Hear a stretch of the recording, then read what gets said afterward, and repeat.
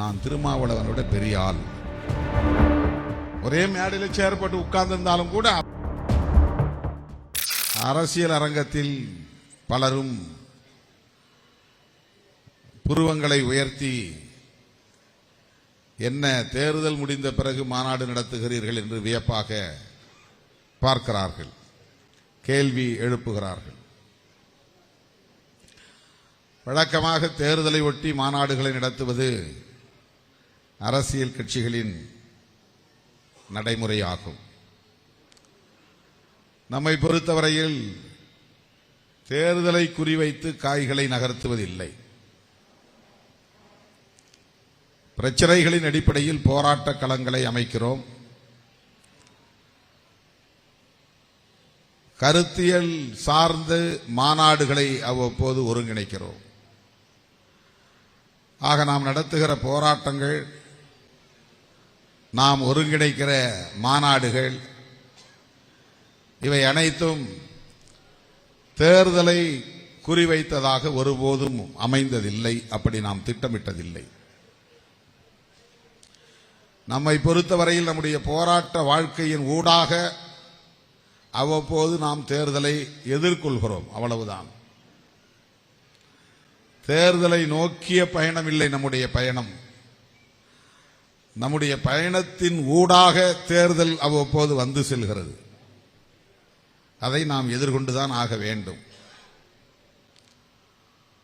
2.5 ஆண்டுகளுக்கு ஒரு முறை தேர்தல் வருகிறது. முதலில் சட்டமன்ற தேர்தல், அடுத்து நாடாளுமன்ற பொது தேர்தல். 2026 சட்டமன்ற பொது தேர்தல் முடிந்துவிட்டது.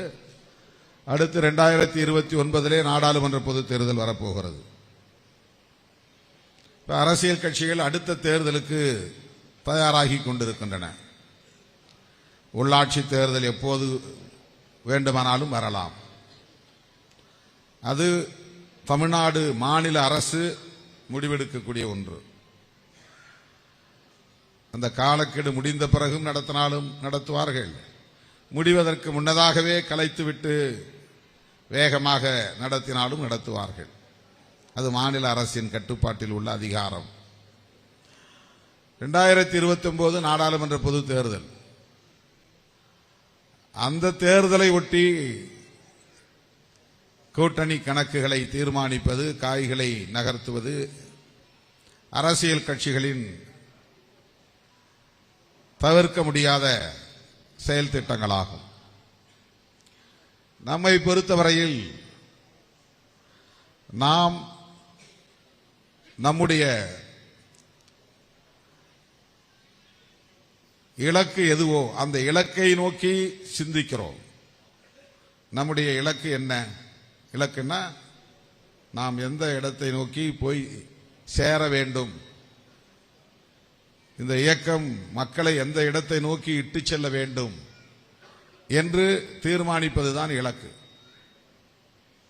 நம்முடைய இலக்கு புரட்சியாளர் அம்பேத்கர் கண்ட கனவை நனவாக்குவது. புரட்சியாளர் அம்பேத்கர் என்ன கனவு கண்டார்? அவருடைய கனவை எப்படி நாம் பார்க்க முடியும், புரிந்து கொள்ள முடியும்?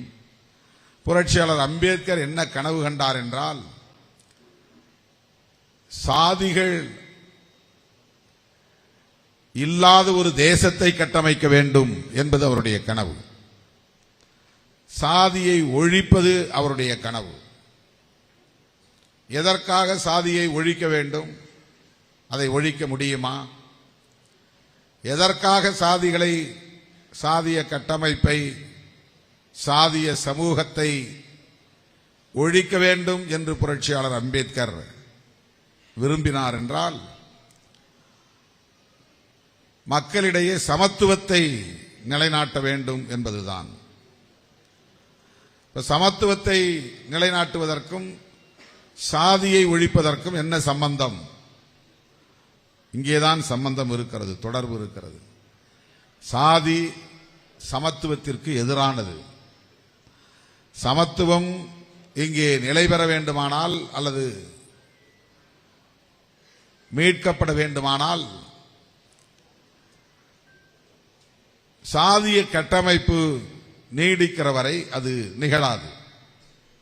ஏனென்றால் சாதிய சமூகம் உயர்வு தாழ்வு என்கிற ஒரு நிலையை, பிறப்பால் உயர்ந்தவன் பிறப்பால் தாழ்ந்தவன் என்கிற ஒரு சமூக நிலையை உறுதிப்படுத்தி வைத்திருக்கிறது, நிலைப்படுத்தி வைத்திருக்கிறது, பாதுகாத்து வருகிறது, தக்க வைத்து வருகிறது.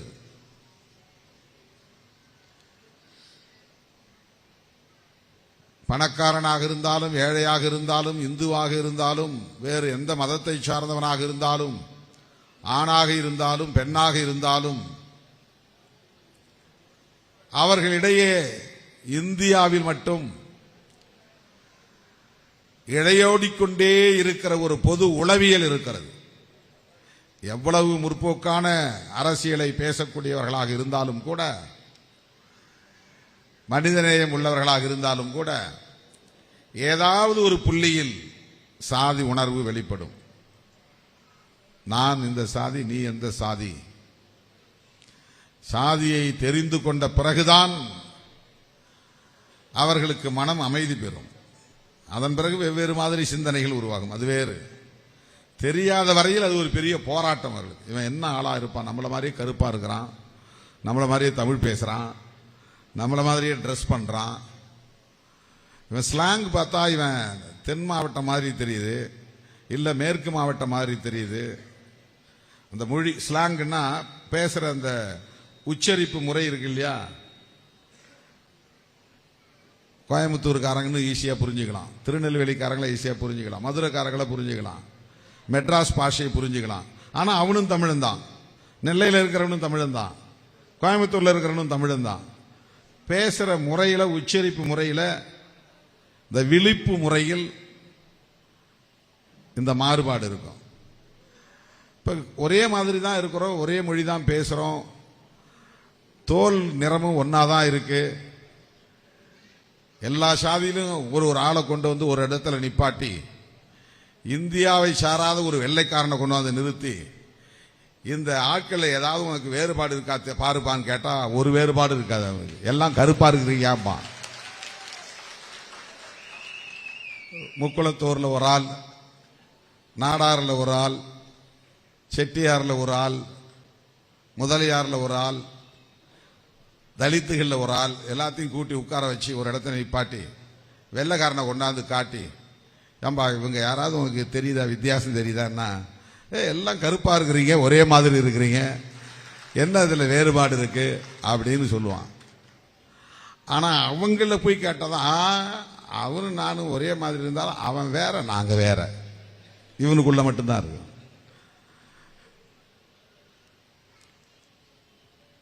அவன் வேறு நான் வேற, இவனுக்குள்ளே உருவாகிற அந்த சிந்தனைக்கு என்ன காரணம் என்றால், ஏற்கனவே இங்கு போதிக்கப்பட்டிருக்கிற,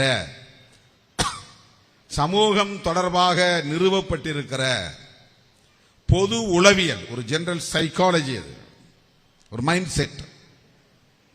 ஒரே மேடையில் சேர் போட்டு உட்கார்ந்திருந்தாலும் கூட அவன் வேற இவன் வேற, அந்த ரெண்டு சேரும் ஒட்டிக்கிட்டு இருக்கும். ஆனா நடுவில் ஒரு சீன பெருஞ்சவரே இருக்கும், ஒரு மிகப்பெரிய நெடுஞ்சவரே இருக்கும். அவனால உளவியலா ஒட்ட முடியாது. கை குலுக்குவான், ரெண்டு கையும் பிடிச்சிருக்கும், ஆனா ரெண்டு கையும் பிடிச்சிருக்காது, ஒட்டி இருக்காது, உளவியலா ஒட்டி இருக்காது. மார்போடு அணைப்பா, ஆனா ரெண்டு பேரும் மார்போடு அணைக்க மாட்டான், உளவியலா அணைக்க முடியாது. என்னதான் இருந்தாலும் அது அப்படியே உறுத்திக்கிட்டே இருக்கும். இவன் என்ன ஆளு, இவன் என்ன ஆள், இவன் நம்ம ஆள் இல்ல. இந்த நம்ம ஆளுன்னு கண்ட பிறகு அவன் சற்று அமைதியாயிருவான். ஆனா அதுலயும் நீ வேற நான் வேற, என் தகுதி என்ன உன் தகுதி என்ன, நான் எவ்வளவு பெரிய பங்களாவில் குடியிருக்கிறேன், நீ என்ன, உன் வாழ்க்கை என்ன வாழ்க்கை, நீ கூலிக்காரன், ஒரே சாதின்னு கண்டுபிடிச்ச பிறகு அங்கேயும் ஒரு பாகுபாடு இருக்கும். இந்த உளவியலை கண்டு நொந்து நூலாகி போனவர் யார் என்றால் புரட்சியாளர் அம்பேத்கர் அவர்கள். என்னையா இப்படி ஒரு டிஸ்கிரிமினேஷன் இந்த சமூகத்துக்குள்ள, உயர்வு தாழ்வு, இதுல பிராமணர்கள் தனியா, அவன் என்ன, அவங்க தோலும் நம்ம தோலும் ஒரு காலத்திலும் ஒன்னாகாது, ரிசம்பிளன்ஸ் இருக்காது. ஸ்கின் டோன் இருக்கு இல்லையா, அது ஆகாது. ஜீனே வேற, அது வேற ஜீன், இது வேற ஜீன். உடம்புல இருக்கிற டிஎன்ஏ இருக்கு இல்லையா, ரத்தத்துல, அது வேறு இது வேறு. மனித குலத்தில் இந்த வேறுபாடு இருக்கிறது, தவிர்க்க முடியாது. அவர்களுக்கு என்ன உளவியல்னா, இவன் எல்லா சாதிகளை விடவும் நான் மேலான சாதி, அவங்களுக்கு மேல சாதி கிடையாது. அவங்க உளவியல் அப்படி கட்டமைக்கப்பட்டிருக்கு. அவன் கோயிலில் மணி அடிக்கிற வேலையை செஞ்சாலும், சாதாரண ஒரு ஏழை பார்ப்பன குடும்பத்திலே பிறந்திருந்தாலும், அவன் மனசுக்குள்ள நான் திருமாவளவனை விட பெரிய ஆள் அப்படிங்கிற ஒரு உளவியல் இருக்கும். திருமாவளவன் எம்ஏ பிஎல் பிஹெச்டி படித்திருந்தாலும், பல லட்சக்கணக்கான மக்களை கொண்ட ஒரு பேர் இயக்கத்தின் தலைவராக இருந்தாலும், நாடாளுமன்ற உறுப்பினராக இருந்தாலும், அவன் தலித்தியா, நாங்க வேற, அவன் வேற.